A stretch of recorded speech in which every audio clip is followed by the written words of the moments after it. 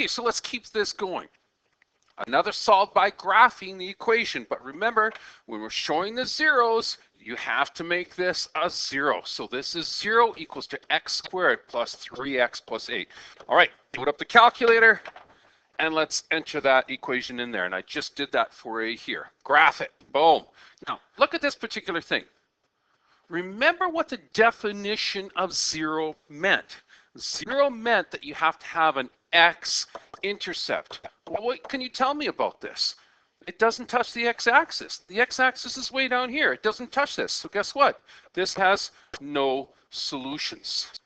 It has no solutions. And specifically in this unit, it's going to actually be called no real solutions. Okay? That's what's important. So you get a really interesting looking graph, but it doesn't touch the x-axis. So guess what? No solutions. And that's what your answer is going to be. So come over here. Let's see, right there. Let's graph this thing. So if we graph this thing, remember, this was our intercept at 8.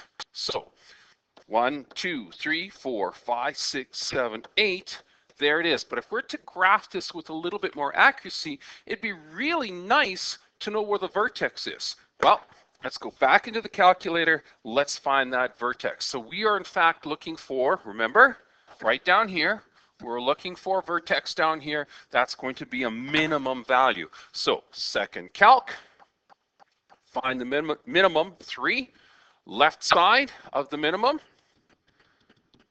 Okay, enter, right side of the minimum. Enter, hit that guess, and you've got negative 1.5, 5.75. So negative 1.5 and 5.75. So 1.5 is right there, and 1, 2, 3, 4, 5, 7, 5, which looks like, it's probably going to be around there somewhere. Okay, and we can put this up here, and we can put that up there, and we get a pretty nice looking graph. Now, if you want to be extremely accurate, remember, it's 1.5 to this point, but look how far away your intercept is. Remember, your intercept is at 8, right? So you have another intercept over here at 8, but it's 1.5 away. So there's 0.5, there's a complete 1, there you go. So that coordinate is actually something, comma 8. Well, let's figure it out.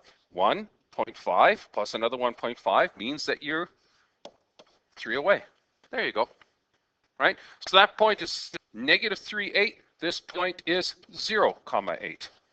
Right? So you end up graphing it a lot nicer, but I think what the important point to note here is this.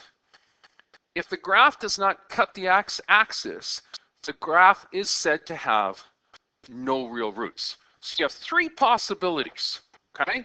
You can cut once, giving you 2 equal roots, right? You can cut twice, giving you 2 roots, or you can't touch this at all, giving you no real roots. Those are the 3 possibilities for parabolas and their solutions.